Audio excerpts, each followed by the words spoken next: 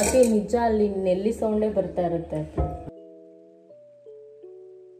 ಹೋಗಿ ಬಂದು ಹೇಳ್ತೀನಿ. ಸೊ ಈ ವಿಡಿಯೋ ನಿಮಗೆ ಇಷ್ಟ ಆಗಿದ್ರೆ ಲೈಕ್.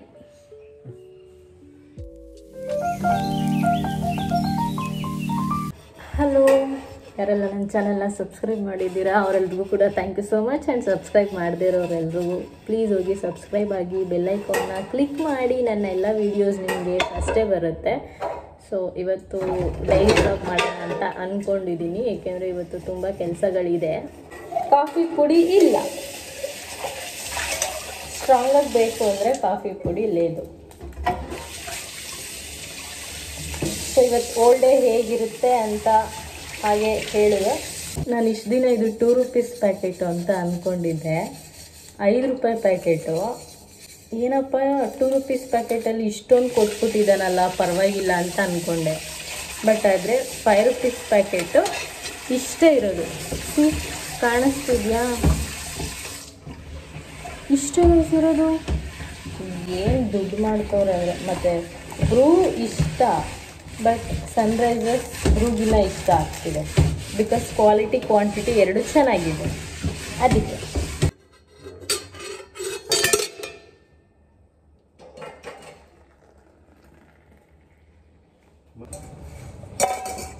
ಅಪ್ಪಿ ನಾನು ವಿಡಿಯೋ ಮಾಡುವಾಗ ಒಂದು ಫ್ಲೋ ಇರಬೇಕು, ಇಲ್ಲ ಅಂದರೆ ಜನ ಏನು ಇವು ಹಿಂಗಾಡ್ತವೆ, ಇವು ನೋಡೋದೇ ಬೇಡ ಅಂತ ಹೊಟ್ಟಿರ್ತಾರೆ. ರಿಯಾಲಿಟಿನೇ ಹೌದು, ಇಲ್ಲ ಅಂತ ನಾನೇನು ಅಂತ ಇಲ್ಲ. ಬಟ್ ಆ ಫ್ಲೋ ಮಿಸ್ ಆದ್ರೆ ಜನ ನೋಡಲ್ಲ. ಗೊತ್ತಾ? ತಗೋ ಕಾಫಿ ಎತ್ಕೊ. ಆಯ್ತು, ನೀನ್ ವಿಡಿಯೋಗೆ ಬರಬೇಡ. ಪಾಯಿಂಟ್ ಏನು ಗೊತ್ತಾ, ವಿಡಿಯೋಗೆ ಅಪ್ಪಿ ಬರ್ತಾ ಇಲ್ಲ. ಯಾಕೆ ಅಂತಂದರೆ ಲೈಕ್ ಆ ವಿಡಿಯೋ ಅವನು ಬಂದಿದ್ದ ವೀಡಿಯೋಸ್ ಎಲ್ಲ ತುಂಬ ಸಖತ್ತಾಗಿ ಓಡ್ತಾ ಇದೆ, ರೀಲ್ಸು. ಸೊ ಅವನಿಗೇನು ಅಂತಂದರೆ ದೃಷ್ಟಿ ಆಗ್ತಿದೆ. ನಾವು ಜಗಳ ಆಡಿದಾಗೆಲ್ಲ ಅದೇ ರೀಸನ್ನು ಅನ್ನೋದು ಅವನ ಪಾಯಿಂಟು, ನಮ್ಮ ಅಮ್ಮನ ಪಾಯಿಂಟು.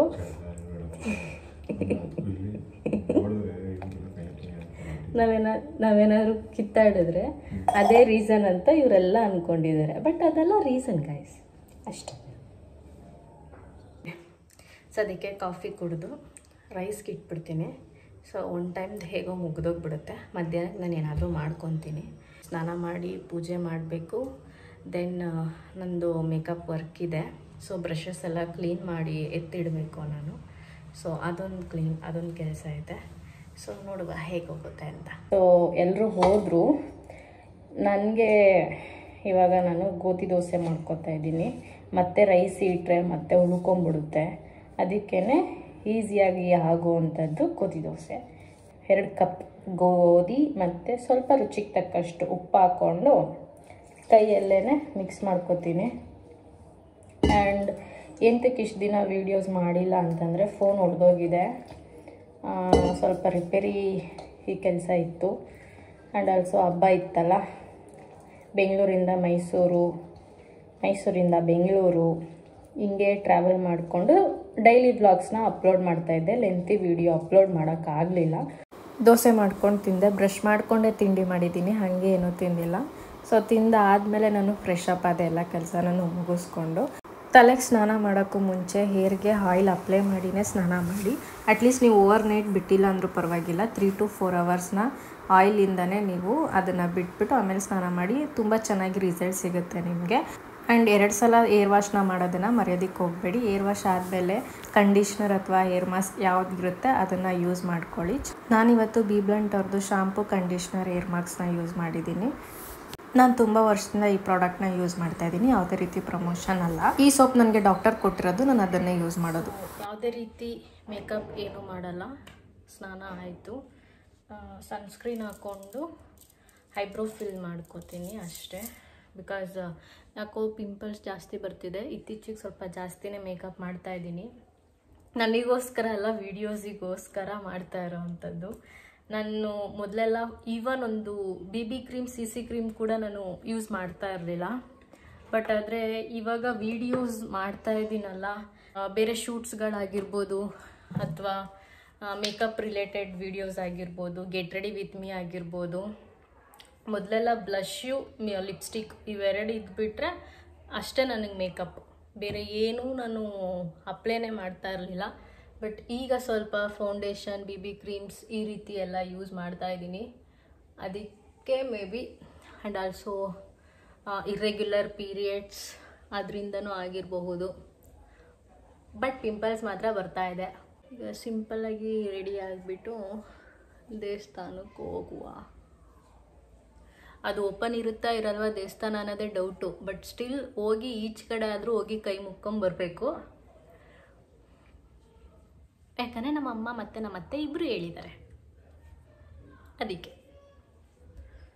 ನಾನು ಈ ಥರ ಪೌಡರೆಲ್ಲ ಯೂಸ್ ಮಾಡ್ತೀನಿ, ಸ್ಟಿಕ್ಕು ಯೂಸ್ ಮಾಡ್ತೀನಿ. ಸಿಂಪಲ್ ಆದರೂ ಪರವಾಗಿಲ್ಲ, ಸ್ವಲ್ಪ ಆದರೂ ಪರವಾಗಿಲ್ಲ, ಬಟ್ ಐಬ್ರೋ ಫಿಲ್ ಇರಲೇಬೇಕು. ಜಸ್ಟ್ ಇಷ್ಟಕ್ಕೇ ಎಷ್ಟು ಡಿಫ್ರೆನ್ಸ್ ಗೊತ್ತಾಗ್ತೈತೆ, ನೀವೇ ನೋಡಿಬೇಕಿದ್ರೆ ಎಷ್ಟು ಡಿಫ್ರೆನ್ಸ್ ಇದೆ ಅಂತ. ಮನೇಲಿರೋದು ಅಷ್ಟು ಈಸಿ ಅಲ್ಲ.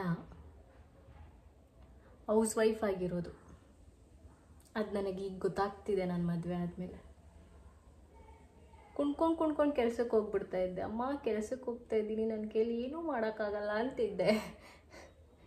ಇವಾಗ ಯಾರೂ ಬಂದಿಲ್ಲೇನು ಮಾಡ್ಕೊಡಲ್ಲ, ಎಲ್ಲ ನಾನೇ ಮಾಡ್ಬೇಕು. ಅಪ್ಪಿ ಹೆಲ್ಪ್ ಮಾಡ್ತಾನೆ,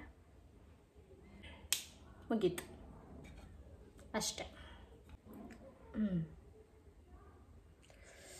ಇಟ್ಸ್ ಡನ್.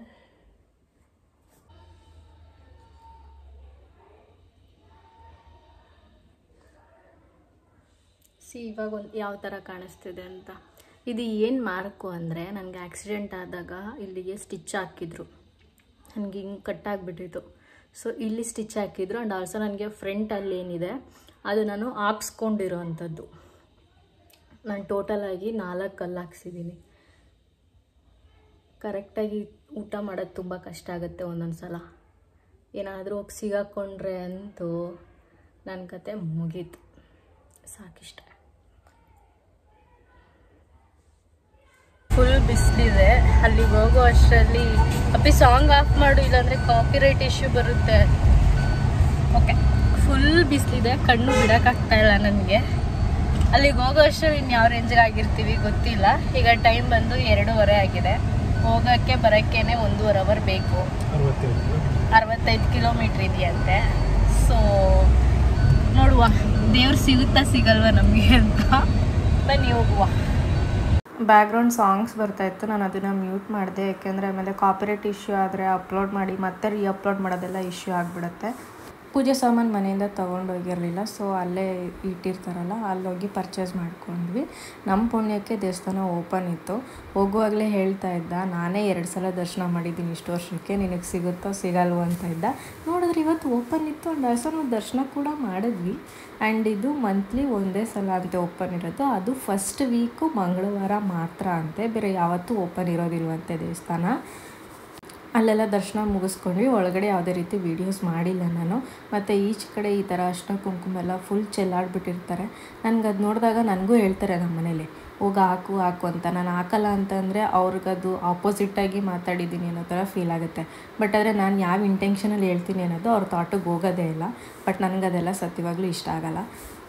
ಆಚಾರ ಬೇರೆ, ಬಟ್ ನಾವು ಮಾಡೋ ಮಿಸ್ಟೇಕ್ಸ್ ಬೇರೆ ನನ್ನ ಪ್ರಕಾರ. ಕೆಲವೊಂದು ಟೈಮ್ ಗೊತ್ತಿದ್ದು ಮಾಡಬೇಕಾಗತ್ತೆ. ಮನೆಯವ್ರ ಒತ್ತಾಯದ ಮೇರೆಗೆ ಏನೂ ಮಾಡೋಕ್ಕಾಗಲ್ಲ. ಸೊ ಅಲ್ಲೇ ಸುತ್ತಮುತ್ತ ಇದ್ದಿದ್ದು ನೇಚರ್ಸ್ನ ಹಂಗೆ ಕ್ಯಾಪ್ಚರ್ ಮಾಡಿಕೊಂಡೆ. ಇದು ಹೆಣ್ಣು ದೇವರೊಂದು ಗಂಡು ದೇವರೊಂದು 2 ಅಕ್ಕಪಕ್ಕ ರೋಡಲ್ಲೇ ಇರೋದು. ಸೊ 2 ದರ್ಶನ ಮಾಡಿಕೊಂಡು ನಾವು ರಿಟರ್ನ್ ಹೊರಟ್ವಿ. ದೇವಸ್ಥಾನಕ್ಕೆ ಬರೋಕ್ಕೆ ಪ್ರಾಬ್ಲಮ್ ಅಲ್ಲ, ಈ ಬಿಸಿಲಲ್ಲಿ ಬರೋದು ದೊಡ್ಡ ಪ್ರಾಬ್ಲಮ್. ಅದ್ರ ಜೊತೆಗೆ ಗಾಡಿ ಹತ್ತ ತಕ್ಷಣ ನಿದ್ದೆ ಬಂದ್ಬಿಡುತ್ತೆ. 2 ಕಿಲೋಮೀಟ್ರ್ ಹೋಗೋದೇ ಬೇಡ, ಆಗಲೇ ನಿದ್ದೆ ಹೊಡಿತಾ ಇರ್ತೀನಿ. ಇನ್ನೇನು ಹೋಗೋದು, ಎಲ್ಲಿ ಹೋಗೋದು? ಈಗ ಮಲ್ಕೊಂಡ್ರೆ ಈಗ ಎದೊಳೋದೆ ಮನೆ ಬಂದ್ಮೇಲೆ. ಪಾಪ ಇವನೊಬ್ಬನೇ ಗಾಡಿ ಓಡಿಸ್ಕೊಂಡು ಕೂತಿರ್ಬೇಕು. ಹಂಗೆ ಆಗ್ತೈತೆ ನಮ್ಮ ಕತೆ. ದೇವಸ್ಥಾನನೂ ಆಯಿತು, ಮನೆಗೆ ಬಂದಿದ್ದಿದ್ದು ಪಾತ್ರೆನೂ ತೊಳೆದಾಯಿತು. ಸೊ ಈ ವಿಡಿಯೋನ ಇಲ್ಲಿಗೆ ಎಂಡ್ ಮಾಡ್ತಾಯಿದ್ದೀನಿ. ನೆಕ್ಸ್ಟ್ ಇವತ್ತು ನೈಟ್ ಶೋ ಇದೆ, ಕಾಂತಾರ ಮೂವಿ. ಸೊ ಅದು ವೀಡಿಯೋಸ್ ಮಾಡೋಕ್ಕಾಗಲ್ಲ, ಏಕೆಂದರೆ ಸ್ಟೋರೇಜ್ ಇಶ್ಯೂಸ್ ಆಗಿಬಿಡುತ್ತೆ. ನಾನು ಶಾರ್ಟ್ ವೀಡಿಯೋದಲ್ಲಿ ಅದ್ರ ರಿವ್ಯೂ ಹೇಗಿದೆ ಅಂತ ಕೊಡ್ತೀವಿ. ಆಬ್ವಿಯಸ್ಲಿ ಎಲ್ಲ ಈ ರೀಲ್ಸ್ಗಳಲ್ಲಿ ಇದರಲ್ಲೇ ಸ್ಟೋರೀಸ್ಗಳಲ್ಲೇ ಅರ್ಧ ಮೂವಿ ನೋಡ್ಕೊಂಬಿಟ್ಟಿದ್ದೀವಿ. ಬಟ್ ಸ್ಟಿಲ್ ಪ್ರಾಪರ್ ಮೂವಿ ಏನು ಅಂತ ನೋಡ್ಬೇಕು ಅಂದ್ರೆ ಥಿಯೇಟರ್ಗೆ ಹೋಗ್ಲೇಬೇಕು. ಬೇಜಾರಾಗ್ಬೇಡಿ, ನಿಂದೆ ಕೇಳಿಸ್ಕೊಳ್ಳೋಣ, ಅವ್ರು ನಂದೆಲ್ಲಿ ಕೇಳಿಸ್ಕೋತಾರೆ. ನನ್ನ ಕರ್ಮ ಯಾಕೋ ಏನೂ ಸರಿ ಹೋಗ್ತಾ ಇಲ್ಲ ಗೈಸ್. ನನ್ನ ಲೈಫಲ್ಲಿ ಎಲ್ಲ ಏರುಪೇರು ಆಗ್ತಾ ಇದೆ.